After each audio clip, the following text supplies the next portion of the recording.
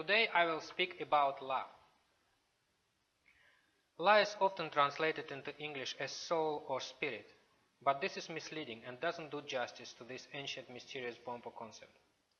I am calling it a Bönpo concept because, although it is a very popular word, its true meaning is mostly unknown in Tibetan Buddhism. Even within the Bön tradition, La has many different levels of meaning. On the most subtle level, it refers to karmic traces. It is very much connected with Le, or karma. Actually, the general meaning of the Tibetan word La is above, superior, higher. In composite words like Kubla and Drabla, it refers to deities. Another most famous composite word containing La is Lama, which literally means mother of La, and refers to someone who looks after the La of others. La is a vital component in any human being's mind-energy-body system. So, naturally throughout the millennia, practitioners of various types of Bön were seeking to obtain control over their own La and the La of others. As we shall see, this has important implications in both theories and practices related to meditation, healing, and rituals. The miraculous powers of many great yogis and magicians are ascribed to the unusual degree of control they exercise over their La. So this afternoon, I am going to take a quick look at what La is, how it functions, and its role in the meditation instructions, rituals, medicine, and magic techniques of the Bönpo religions. I use Bönpo religions in the plural here deliberately, as the word Bön actually refers to four major categories of religious traditions. They are Dömi Bön, the prehistoric Bön of Shangshung and Tibet, which consists of ancient systems of beliefs and ritual practices largely extinct today.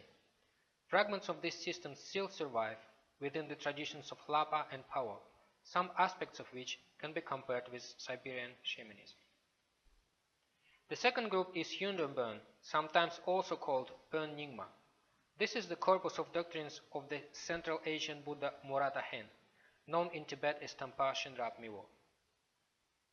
The third group is Bön Sarma, New Bön, a syncretic tradition created in the 8th century AD through the amalgamation of Yungdrung Bön and Shakyamuni's Buddhism, which was just newly introduced from India. During the course of my research, I felt there is a need to add a fourth category, which is not reflected in the traditional classification above. I labeled it Mixed Bön, and it covers the multitude of spiritual traditions which represent a blend of the three types of Bön I just mentioned, often with the addition of elements from other religious traditions such as Hinduism, Taoism, Himalayan tribal religions, native Siberian belief systems, and so on.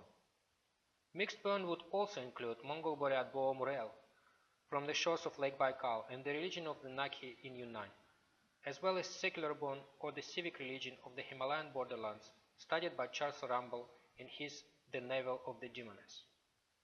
Although the concept of La is fundamental to many theories and practices found in all of these four groups or categories of Bön, its understanding differs significantly from tradition to tradition. In this presentation, I will rely a lot on the explanation of La found in Yungdrung Bön, and here too explanations vary depending on the level or way, each of which has its own particular view and perspective. This slide shows the Temparium Gui Bön, or the 9 ways of Bön according to the Southern Treasure tradition. This classification is best known in the West now, so I'll stick to it for the sake of simplicity. The 9 ways are classified into two major groups: Jui Bön, or Bön of the cause, and Drevu Bön, Bön of the effect or fruit. The concept of La plays an important role in theories and practical methods of all 9 ways, even ways 5 and 6 mark red, which deal mainly with the rules of virtuous conduct and practices for the accumulation of merits. Because the concept of La is used in a great variety of views and practice methods, it inevitably forms an important part within what we could call concept clusters. Here I will present 3 major triads in which La plays a fundamental role. Without a correct understanding of La, the other ideas in these triads cannot be fully comprehended. And it is vital to understand how all the members of these triads relate to each other, if we want to grasp the real purpose behind practices on all levels of Yungdrung Bön, as well as in other categories of Bönpo religions. The first triad is La, Yi, Sem, Sum, or La, subtle wind, and Mai. The second triad is La, Se, Sok Sum, or La, length of life and vital force. These two are used a lot on various levels of Yungdrung. The third triad is La, Wuk, Sok Sum, or La, breath and vital force. This triad seems to have come from Domi Bön, prehistoric Bön, and it also has direct analogues in traditions of mixed Bön, for example the Mongol Buryat Bo Murga. Let us explore the first La triad, La Yi Sem Sum. While researching this topic for my book Bo and Bön, I read through various Tibetan Buddhist explanations of La, including those by contemporary Buddhist lamas such as Chogyal Namkhai Norbu. However, they mostly explained La solely from the point of view of medicine. So the first thing we must understand about La is that it is more or less synonymous with Bakchak, or karmic traces.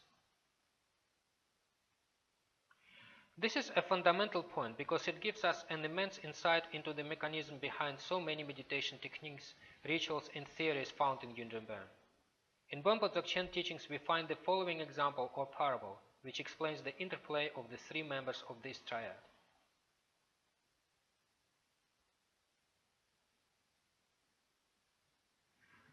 La, which is, I said, is synonymous with the person's karmic traces, is like grass, which acts as food for a blind horse, which symbolizes Yi, the subtle wind or energy. Yi, in turn, is ridden by a crippled man, which stands for Sem, in this case identical with Nampa Shepa, or the person's mental consciousness. So the legless man of mind is riding on the blind horse of subtle wind, which feeds on the grass of karmic traces. What it really means is that when the mind is stirred by the subtle wind, thoughts are produced and circulate through the subtle channels within the body. And that is the cycle of inner korva or samsara.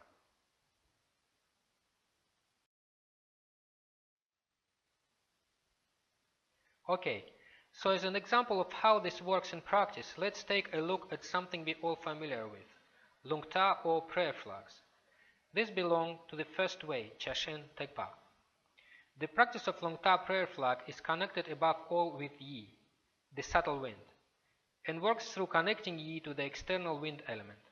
In this case, the word lungta and the horse depicted in the center of the flags represent Yi and the external element of wind, while the four animals in the corners symbolize the other four elements. The lungta flags work together with visualization and mantra recitation, so this practice transforms and harmonizes Yi, which in turn controls the movements of the mind, calming it down. The internal elements of a person are harmonized with the outer elements. The external wind reads, so to speak, the prayers and mantras which are aimed at purifying negative karmic traces. And this in turn brings about the strengthening of the La as positive karmic traces are brought to the fore. Thus the five aspects of person used in Bönpo astrology, divination and Tori rituals are purified and strengthened. These five are Sok, the life force, Lu, body, Wang Tang, ascendance capacity, Lungta, good fortune, and La, karmic traces. The horse and the four animals in the corners of Lungta flag also symbolize Lungti La, the deities of Lungta, a kind of Drabla. These deities are connected to the five elements of Bönpo astrology, the four cardinal directions and the center. So all these various actions of Lungta bring about happiness and the convergence of all desired things, as well as creating a base for higher spiritual insight. The Lungta ritual is done in conjunction with Sangche offerings of fragrant smoke.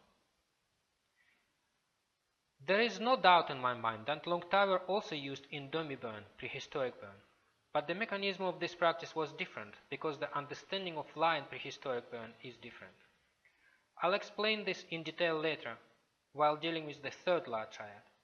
Here suffice to say that Domi Bön does not have a concept of Le or karma, so consequently La is understood as either a kind of energy or an eternal entity, and in some traditions we find multiple La attached to the individual.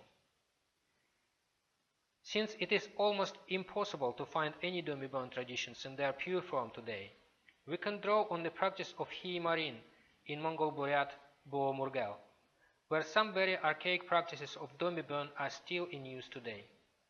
Hi Marin, literally wind horse, is a subtle energy, a manifest aspect of Hulde, the Mongol Buryat equivalent of Bönpo concept of Cha.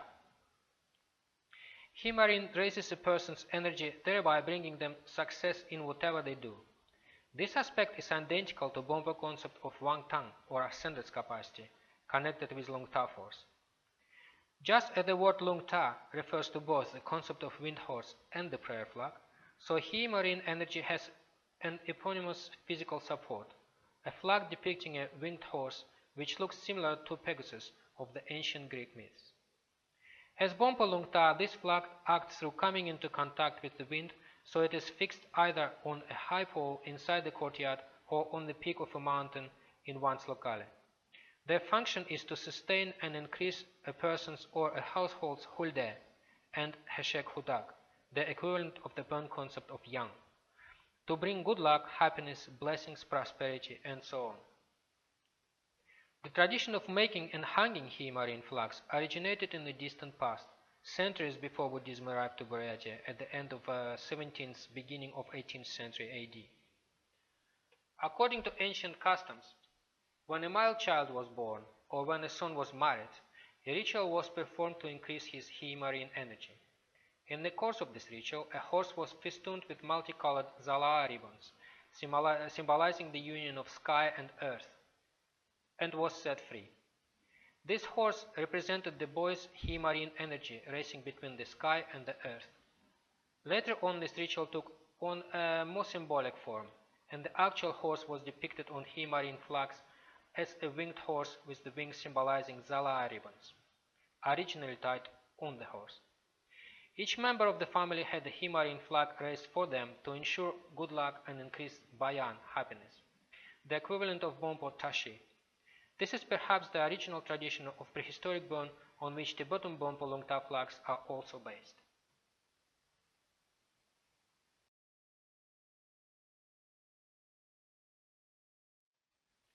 Now let us turn our attention to how La Yi Sem Sung triad is applied in Bönpo Tantra. The voice aspect of tantric practice uses mantra recitation to transform Yi, the subtle wind, while specific visualizations are aimed at transforming Sem. These two, mantra recitation and visualization, are applied simultaneously together with chakja, hand gestures or body positions aimed at purifying the body. By purifying and transforming body, voice and mind, La, the karmic traces, is totally purified. And the specific fruit of Tantra, the realization of illusory body, Julu, is attained at the end of a practitioner's life. When the physical body is left behind at the moment of death, the practitioners, transformed and purified Yi and Sem, fuse together inseparably in the form of the Yidam, on which she or he practiced during the lifetime. In Bönpo Dzogchen, La, Yi, and Sem are totally purified through the practices of Trek Che, cutting off tensions, and Togal, leaping over the peak of visions. Using these two methods, the impure visions arising due to the karmic traces, or La, are completely purified. Yi and Sem then dissolve into their own ultimate natural state, Sem Ni or Neiluk in Tibetan.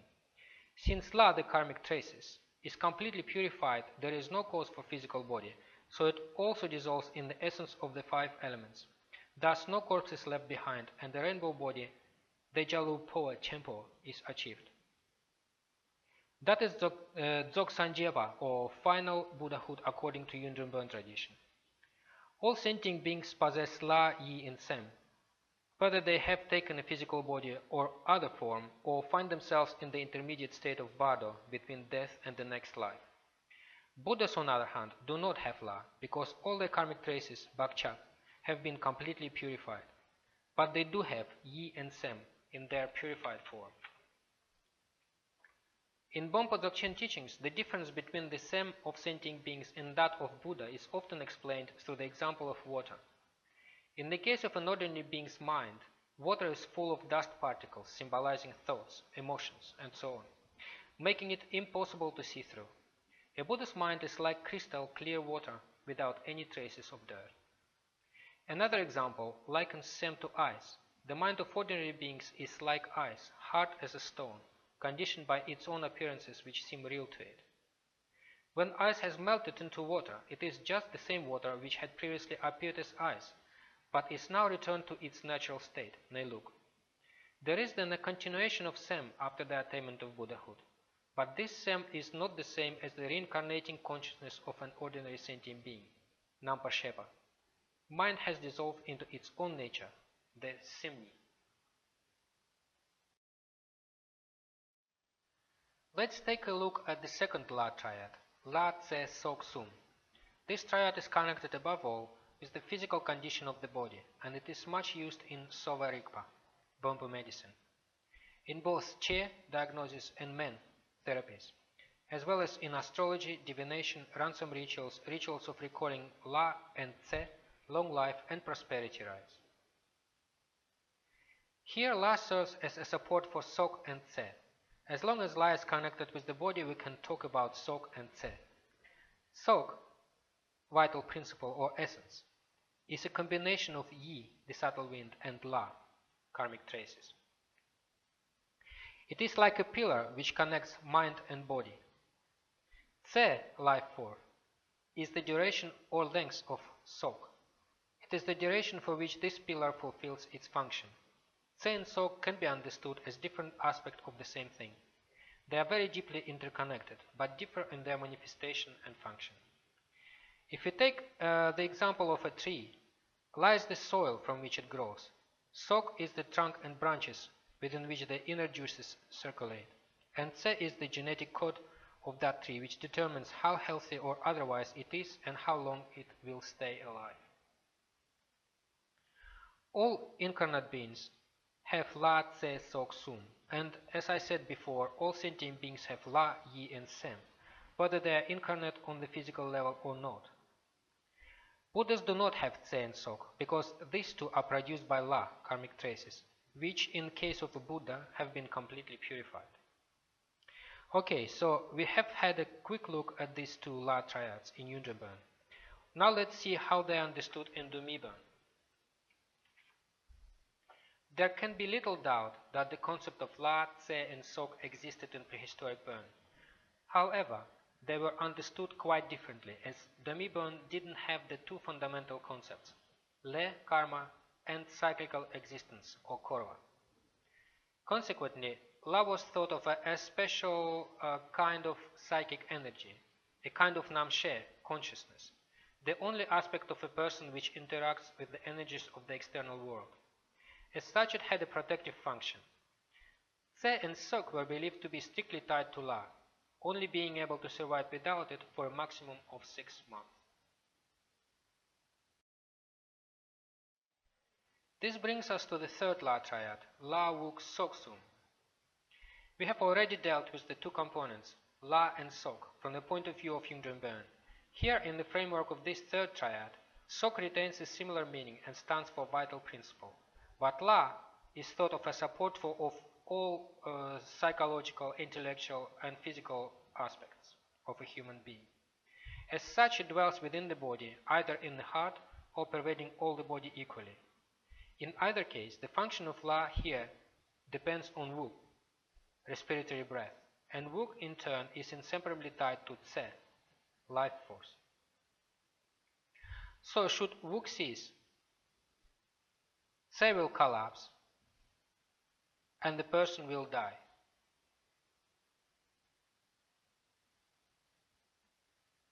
La, however, can still remain temporarily in the corpse or be ejected. In this interpretation, then, it is considered that La and Sok remain after death, while Wuk ceases to exist. According to this archaic view, La can indeed be abducted or damaged by spirits and gods, Hladre, or can jump out of the body, La Champa, because of fright or severe pain. If this happens, the person falls ill and can die if a recording of the La, Labeur, or ransoming of the La, Lalu rituals, is not done successfully. Even after death, it is necessary to protect and lead the deceased La to the next rebirth, dimension of heaven, or the dwelling place of the ancestral spirits and gods, depending on the given tradition's view of the afterlife. If La isn't taken care of after death by a priest, it may be captured or enslaved by evil spirits, Shemadre, and sent to haunt the living. This is broadly according to Domi Bön, though the details vary from tradition to tradition.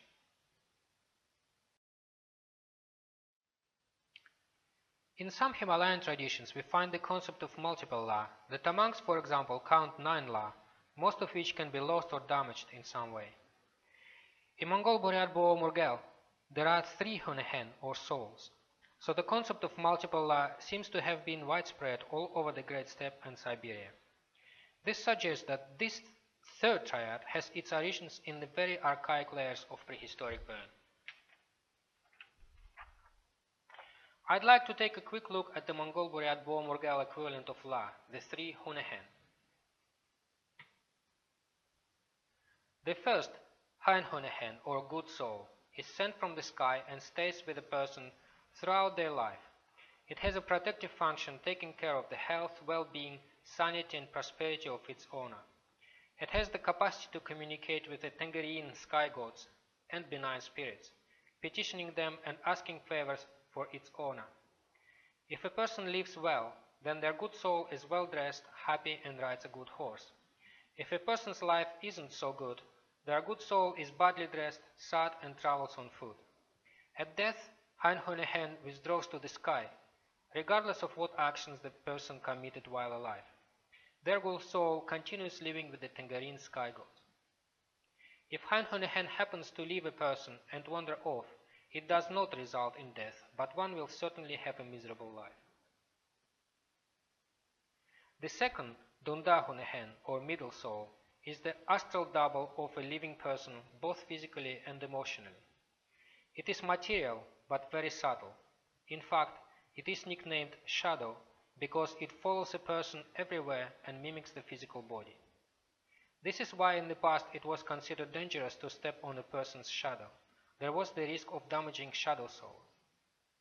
Interestingly, in his Order in Paradox, Holmberg translates the multiple La of Tamang as shadow souls.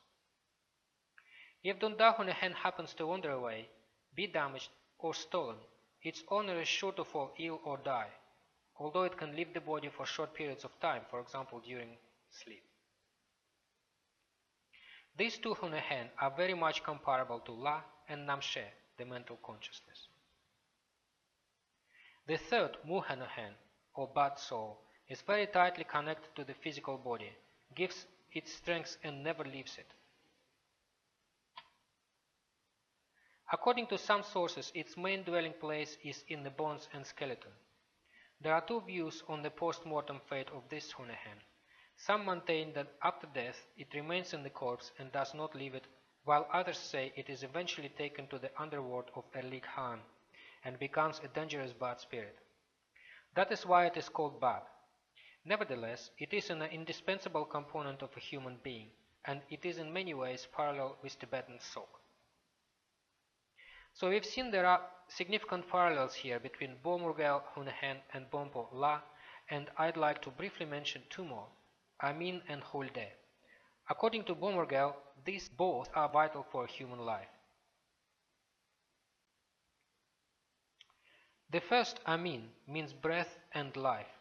It is a life-sustaining energy possessed by all living organisms for the duration of their life. Amin is located in the blood, bronchi and windpipe. If some part of Amin is damaged or stolen, it results in sickness. If all the Amin is damaged or stolen by malevolent spirits, then the person will die. When the time of death comes, Amin exits the physical body and breathing thus ceases. At that time, Amin transforms into a whirlwind and dissolves in space. In terms of its function, Amin is parallel with the Tibetan concept of Wug and Tse, discussed earlier. The second vital aspect, Hulde, is the energy which sustains prosperity, well-being and so on, and as such is directly parallel with Tibetan concept of Cha. It resides in various parts of the body.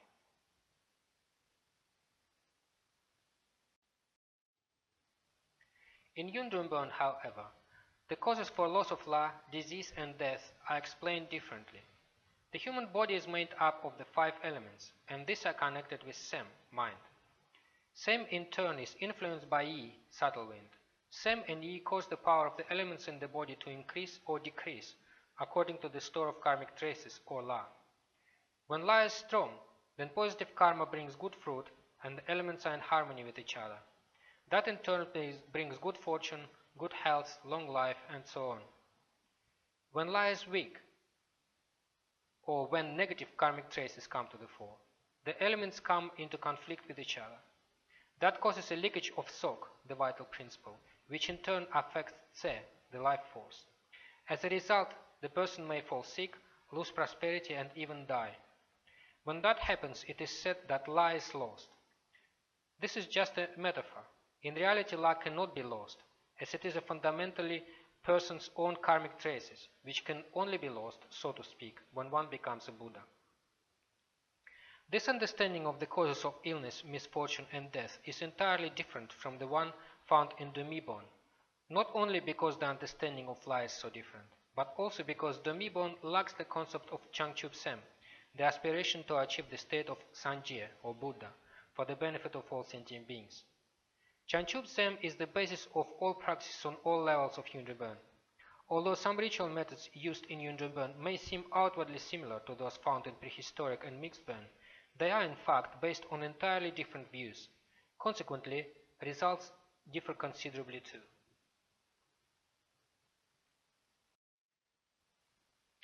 Now let us turn our attention to the concept of Lane, which can be translated as place of La, point of La, support or receptacle of La, depending on context. We can distinguish 2 broad types of Lane, inner and outer. Inner Lane refer to the points of La within the human body, through which La moves following the 30-day lunar cycle and 24-hour cycle. This concept belongs to the Bönpo medicine, and is found at the level of Cha Shen Tekpa, the first way of the causal burn.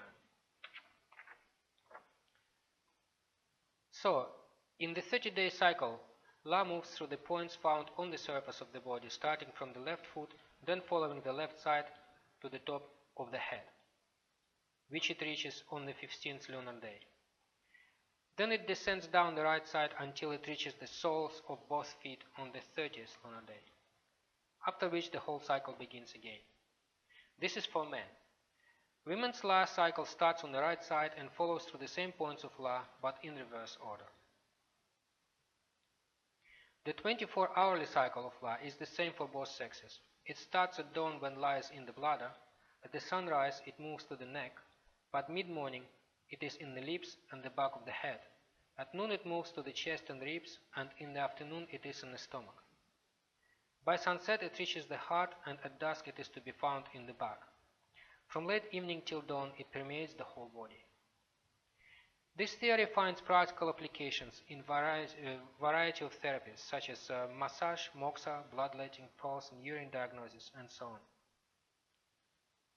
It is indispensable for a Tibetan doctor to take into consideration these movements of La through the body, so as to determine which therapies to use and at which time.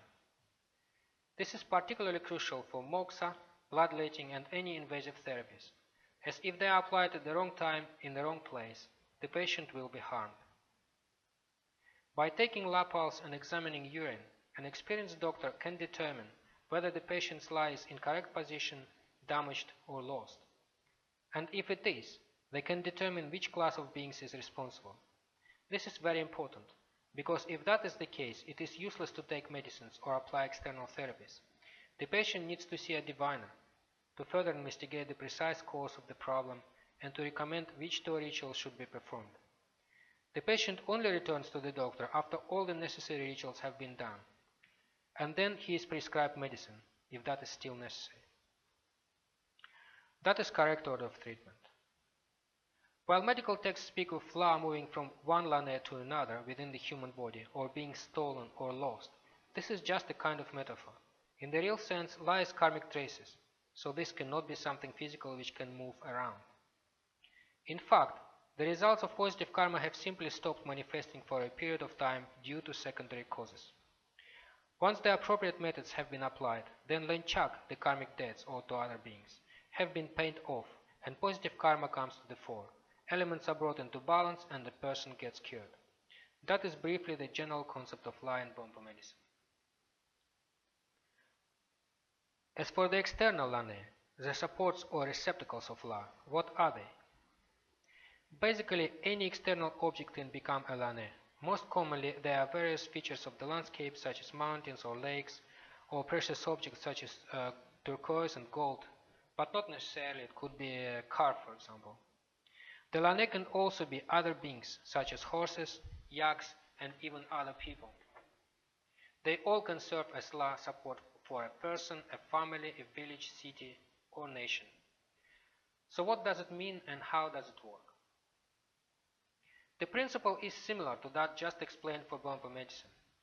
Here I'd like to quote the lucid explanation by Yongdzin, Lopon, Tenzin, Namdak, Rinpoche, which he gave me in 2008.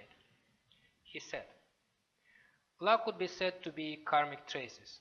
Yi is a kind of air or wind connected with consciousness, and Sem is mental consciousness. Movements between these three all depend on karmic traces, and these karmic traces are called La or Bakchak. However, La is not only Bakchak. For example, if someone is very deeply attached to something precious such as gold or turquoise, money or a computer, then we can call that their Lane. Why?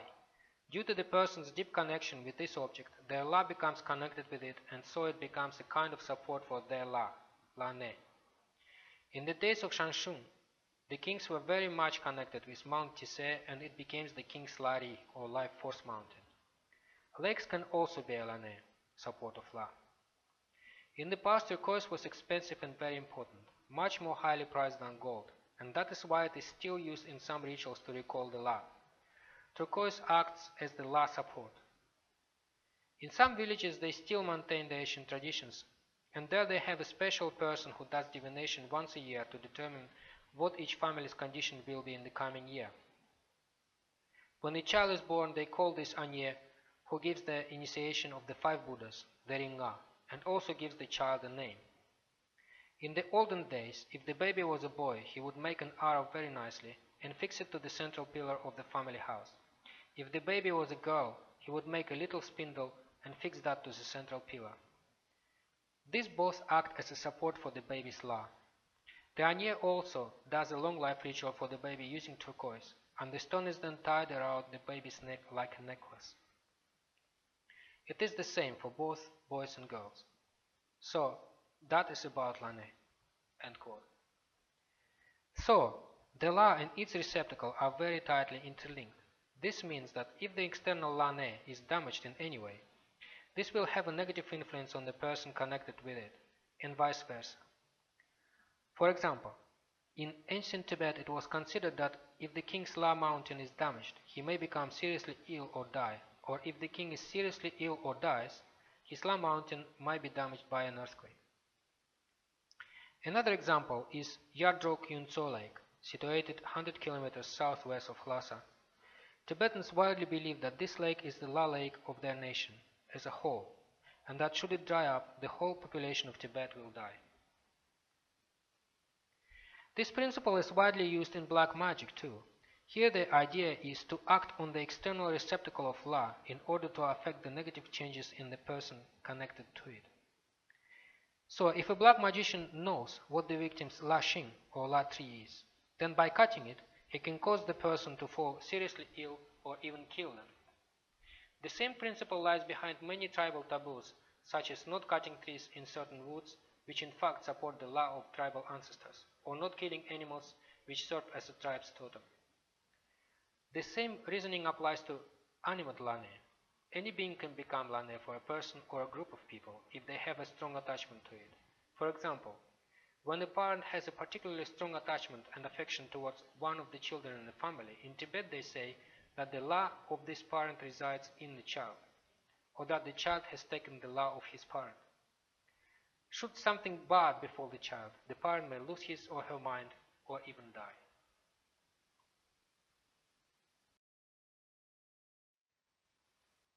Apparent ability of La to move within and without the body lies behind many theories and practical methods and all kinds of burn. Take for example the transient states of Bardo, dream, milam, and trance, Babka. Let's start with Bardo. Yungdrung teachings list 7 Bardo states, the transient stages of transmigration within the cyclical existence, or Korva. They are listed on the slide, but I'm going to concentrate on the 3rd and 7th Bardo. There are many similarities between 3rd Bardo of dream and the 7th Bardo of taking rebirth. And it is Yilu, or the mental body, which experiences both states. Although in the Bardo of dream, this mental body is referred to as Milam Jilu, dream body. Although oracular trance, Hlapka, is not officially included among the 7th Bardo, it is nevertheless yet another transient state, and here too, it is Yilu which moves out and into the body of the Hlapa oracle. So what is Yilu? It is an illusory form assumed by the mental consciousness, Yiti Napasheba, and La, karmic traces. It is the exact double of a person, both physically and emotionally. Visions and dreaming and the 7th Bardo arise due to the same basic process. In order to explain this, I must first briefly mention the 8 consciousnesses. So, there are 3 main consciousnesses. Fundamental storing consciousness, which stores karmic traces. Kunji Namshe. Mental consciousness. Iki Nabasheva. And consciousness of disturbing emotion, which is the same as Dagzin, or grasping at a cell.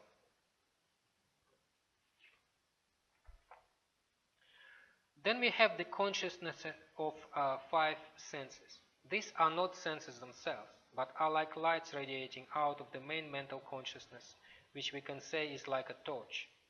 These 5 do not perceive directly, but while we are awake, they process information gathered by the 5 senses and interpret it in dualistic terms. These 5 consciousnesses then direct this data via the mental consciousness to Kunshi, where it is stored as karmic traces. During sleep, the senses and their respective consciousnesses turn inside and sink into Kunshi, the storing consciousness, where they look through previously accumulated karmic traces. That is called dreaming. Visions of the 7th Bardo are just the same, the only difference being that the mind and senses are now permanently disconnected from the physical body. This makes Bardo visions much stronger and brighter than dream. Although they are called visions, Nangwa in Tibetan, a dreaming person or a Bardo being experiences all 5 objects of the senses, taste, touch, sound, etc. Because the dream state and Bardo are so similar, in both Bönpo Tantra and Dzogchen, dream yoga is considered a very important way of preparing to recognize the nature of mind in the Bardo. If one succeeds in that, this would result in realizing the state of Buddhahood in Bardo. Hlapka oracular trance has its roots in Domibön, but was also used by the practitioners of the first way of Yungdrung.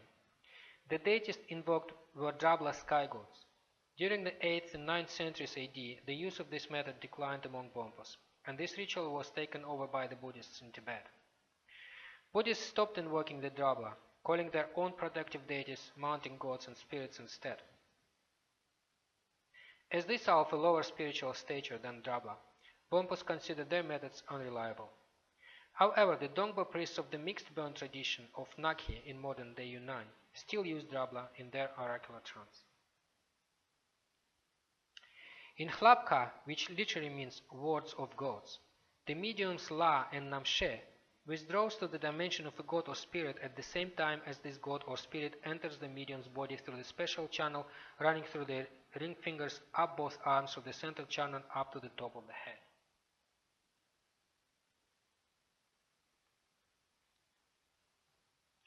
The god or spirit delivers messages by speaking, gesturing, and dancing, drawing pictures, diagrams, syllables, or sentences using the medium's body. At the end of the seance, the mediums La and Namshe return to the body, but she or he has no memory of what was said or done while in trance. The same procedure is true for trances I observed among Mongol Buryat, Bo, and Udgan in the region of Lake Baikal in southern Siberia.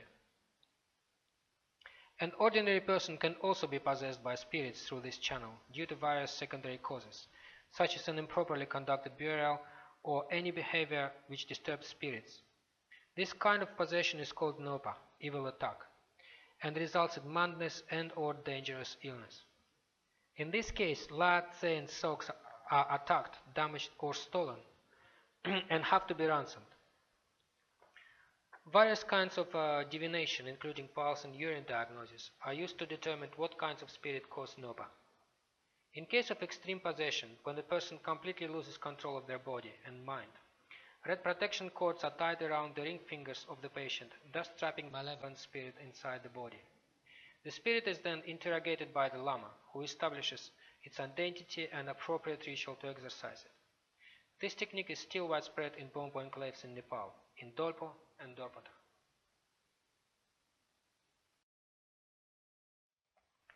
Okay, so it is clear that La and the related concepts we have discussed are inextricably linked with the quality and duration of a person's life, as well as with their post-mortem destination.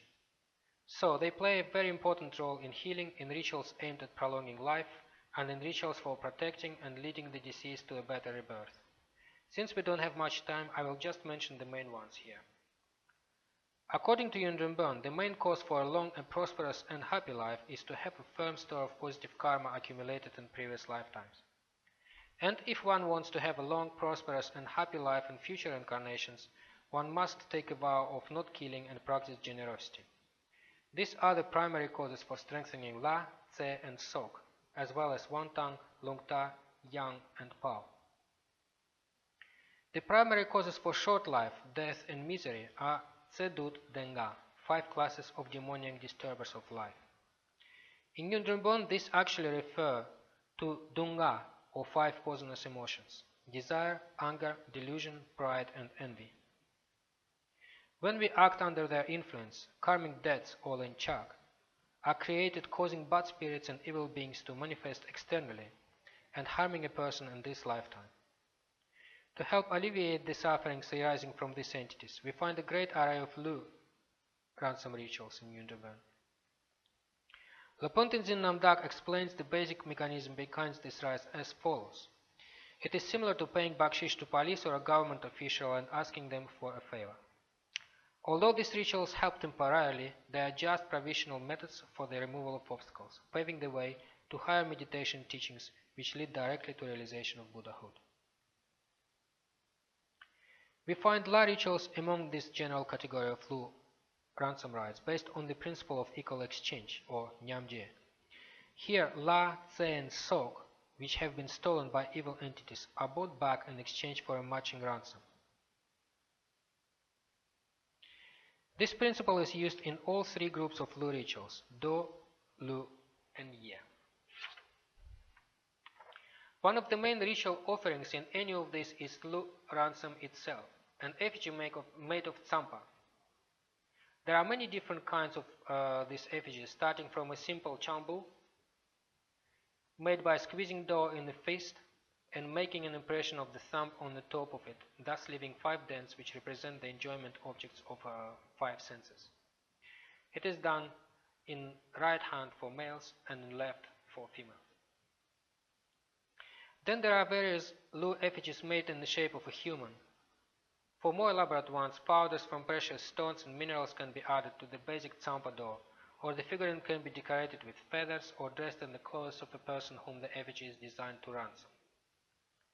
Such effigies, as well as a round white torma, red triangle torma, namka, thread crosses, chambu, thread sticks, chambu, and so on, are used in Lalu and Lagug, buying La back and recording of the La rituals, which are often performed consecutively. After these ransoms and offerings have been prepared, the evil entities who stole La are invoked through the words of monk, an original invocation performed by Tampashen Rab or one of the early masters of Yungdrung. The demons are offered various gifts just mentioned, especially Lalu, La ransom. The demons are told that the effigy has all the best qualities and is much better than the real person. They are exhorted to accept it and release the La. To further convince the demons, they are told that if they do not, countless wrathful Buddhist emanations will come and grind them into dust. At the end of the Lalu, The effigy of the beneficiary and other offerings are taken outside and left by the roadside at crossroads or taken in the enemy direction. See diagram on the slide. Then follows Lagu. Here, Lazu, or a human figurine representing La, is made out of butter. It should have a human body and an animal head corresponding to Latak, the person's clan emblem. This tradition comes from very archaic times when there were only 5 main tribes in Tibet, so any person must have belonged to one of them. Each tribe had its La emblem: sheep for Ga, goat for Go, deer for Dong, horse for Dra, and yak for Dru. If the patient's clan is not known, a deer head is used. The figurine holds the Tsada, the arrow of life, in its right hand and Layu, the turquoise of the La, in its left. It is put on a light plate and floated in a large decorated tub filled with water, mixed with medicine and flowers. The tub represents La Tso, the La lake of the beneficiary. An invocation is recited, which is in fact a request to Tampa Shenrab, a Siddha or a Yidam to help in returning La. While text is being recited, the water in the tub is stirred anti-clockwise with a Tseda. The La figurine is left to float on the water until it comes to a stop. If it rests facing the altar, then La has returned. If it faces away from the altar, then the rite is performed again as many times as necessary until the figurine faces the altar. Then the game of dice between the patient and the demon of death is played. White and black dice are thrown on white and black boards. If white dice shows a higher number, then La has definitely returned back, but if the black dice shows a higher number, then the game is repeated up to 3 times.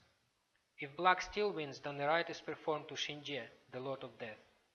Finally, Tsewang, long life empowerment, which summons the Tse, life force, is performed, after which turquoise of La, which serves as La receptacle, is given to the patient to wear around the neck or keep in the reliquary.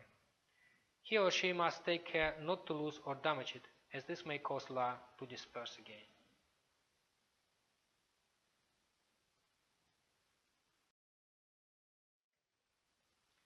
It is not always possible to save a person's life through rituals or medicine, as everyone has to die eventually. But according to all Burn religions, death is not the end. Scenarios for post-mortem existence vary depending on the view of a given Burn religion, but they all agree that La of the deceased has to be protected and guided immediately after death and led on its way to its post-mortem destination. We don't have time to look into all various points of view on this subject, so I will just briefly describe the basic concept and main rituals according to Yungdrung. To put things simply, death occurs when the connection between body and mind is irreparably cut. At this moment it is of paramount importance, not only to the deceased, but also to those left behind, to make sure that the La, Yi and Sem of the deceased are safeguarded so that they do not become separated from each other or captured by evil spirit. If this does happen, there may be loss of yang, prosperity. Ghostly apparitions may start haunting the living, and more deaths may occur. The rituals guarding against this are generally called dur, and were taught by Tampa Shenrab. There are 360 types of dur, corresponding to 360 causes of death. They belong to the fourth way of the causal bone, Sishen Tekpa. The principal yidam of this way is Durse Mawo. Dur is also used in higher tantra. Dur is the first ritual to be used before other methods, such as Powa, transfer of consciousness, Shitro yoga of peaceful and wrathful deities, or Rigdruk Rangjong, self-purification of 6 destinies of rebirth. Within the first 4 days and 3 nights after death, the deceased risks being attacked by Shishe, Shidre, and Sadre spirits, who try to capture and enslave the deceased La and separate it from Yi and Sem. This is especially common in the case of violent or sudden death. This captivity causes the deceased a lot of suffering and confusion, preventing them from entering the 7th bardo, the bardo of rebirth. Harm also comes to the living, who begin seeing ghosts and as a result may fall ill or die. If the deceased is not helped at this stage, they may turn into the same kind of evil spirit which has possessed their La. So do rituals subjugate and exorcise the evil spirits just mentioned, and reunify La with Yi and Sem, thus opening the way to the next rebirth. Specific rituals such as Changbu Choga are used to summon La, Yi and Sem into the name card called Changbu.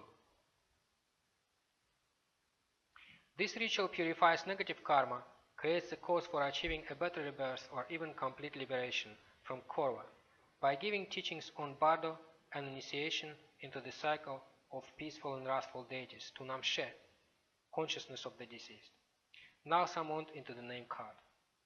Even someone who is already wandering in the Bardo of rebirth can be led to liberation by means of this ritual. Okay, our time is up. As you can see, the Bönpo concept of La is a very complex subject. We have covered the main aspects as well as related concepts used in different rituals. Quite a bit of research has already been done on this topic by Tibetologists and anthropologists alike. You can check the titles from the reading list if you want to go deeper. But much more digging needs to be done in order to bring all the aspects and details into focus. So, maybe some of you will roll up your sleeves and get to work. Thank you.